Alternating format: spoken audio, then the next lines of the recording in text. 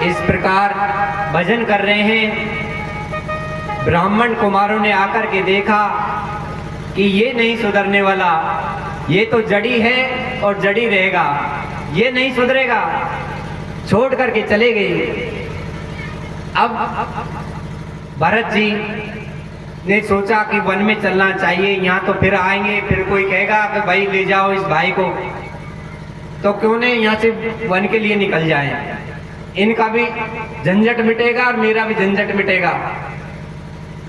तो वन में गए तो कौल और भीलों ने भरत जी को पकड़ लिया, माता के सामने ले गए बलि देने के लिए। माता काली स्वयं प्रकट हो गई।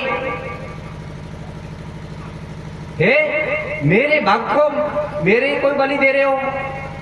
माता ने स्वयं आकर के भरत जी की रक्षा की। भरत जी को कोई चिंता नहीं, कोई फिक्र नहीं, कहां आ रहे हैं, कहां जा रहे हैं, कहां आना है, कहां जाना है, जैसा मिल जाता वैसा खा लेते और अपने भगवान के भजन करते। सज्जनों, एक समय राजा रहुगण जो कपिल देव जी के आश्रम पर आत्मबोध की कथा सुनने के लिए जाते थे, तो वो पालकी में बैठ करके जाते थे। पालकी होती थी पहले, पालकी ले जाए, तुम्हारे समाज में तो बहुत चली है अब तक। तो पालकी में बैठ करके जाते थे, 4 कार होते थे। एक दिन क्या हुआ कि एक कार बीमार हो गया रास्ते में। हाथ जोड़ करके बोला कि महाराज आज मेरी शक्ति नहीं है चलने की, मैं अस्वस्थ हूं। राजा ने कहा कि कोई बात नहीं, ये जो सारी प्रजा है ये सब मेरे सेवक के समान है, आपको जो भी मिले उसको पकड़ लेना और पालकी में जोड़ देना। सामने से भरत जी महाराज आ रहे हैं, भरत जी को पकड़ लिया उन्होंने। भरत जी ने कुछ नहीं कहा सज्जनों, चुपचाप पालकी में जुड़ गए। पालकी को लेकर के चल रहे हैं। इतना बड़ा ज्ञानी संत महात्मा राजा की पालकी में चुपचाप जुड़ गया। भरत जी का एक नियम और था, जब वो चलते थे तो 5 हाथ देकर के चलते थे कम से कम नीचे को। जैसे ही कोई जीव जंतु आया तो उछल गए। अब आप ही विचार करो, जब पालकी को चलाने वाला उछलेगा तो पालकी भी उछलेगी, और पालकी उछली जैसे ही राजा रहुगण के माथे में जोर से डंडा लगा, फूट गया माथा। राजा ने कहा, रे कहा रो क्या हो रहा है? तीनों कहार हाथ जोड़ करके बोले कि महाराज इसमें हमारी कोई गलती नहीं है, जो ये मोटा ताजा बाबा आया है ना, इन्होंने किया है। राजा रहुगण ने कहा चलो। फिर कोई जीव आया, फिर उछल गए भरत जी, फिर पड़ गया डंडा। राजा को क्रोध आया। राजा ने कहा तुम मिट्टी के समान हो क्या? तुमको पता नहीं मैं सिंधु देश का अधिपति राजा रहुगण हूं। तुम जीवित ही मुर्दे के समान हो। तुम्हें समझा दिया, फिर तुम्हारे समझ में नहीं आ रही। राजा के इतने वचन सुनकर के भरत जी ने सोचा आज तो राजा को उपदेश करना चाहिए, नहीं लोग कहेंगे अब भरत जैसे ज्ञानी के ऊपर राजा रहुगण बैठ गया और राजा अज्ञान का अज्ञान रह गया।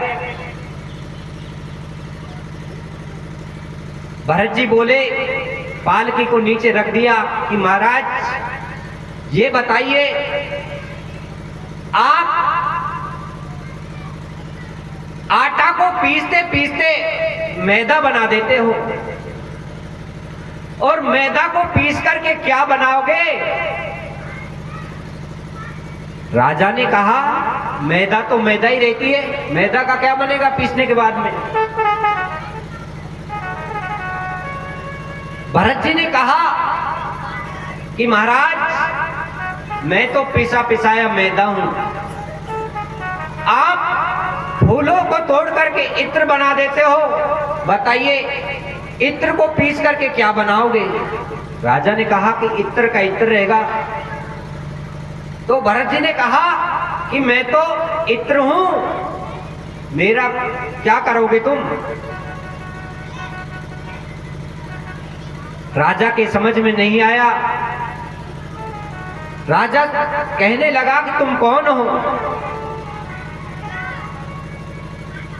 भरत जी ने कहा, राजा तुमने फिर गलती कर दी, जो तुम हो वही मैं हूं, और मैं हूं वही तुम हो, कोई दूसरा नहीं है। तुम कहते हो राजा तुमको ऐसा दंड दूंगा, तुम मिट्टी के समान हो, राजन तुम मुझे क्या दंड दोगे? इस शरीर को दंड दे सकते हो तुम, आत्मा को दंड नहीं दे सकते।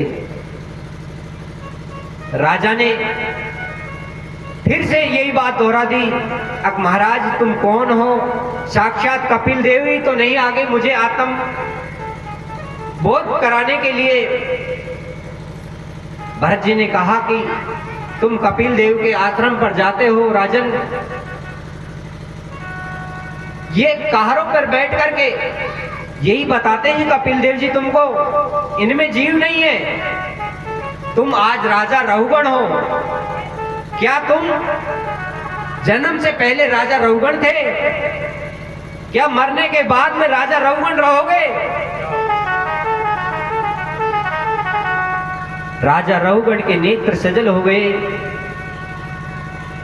और कहने लगे कि महाराज मुझे क्षमा करें, आज के बाद ऐसी गलती नहीं होगी, आप मुझे आत्मबोध कराइए। तो भरत जी ने बताया कि ये जीवन ही लकड़ी है, इसमें ही जन्म होता है, इसमें ही मरते हैं, आत्मा का कोई कुछ नहीं बिगाड़ता, आत्मा कभी नहीं मरती है। बोले गोविंद भगवान की जय। आइए भरत जी महाराज राजा के लिए उपदेश देते हैं। राजा सुनो,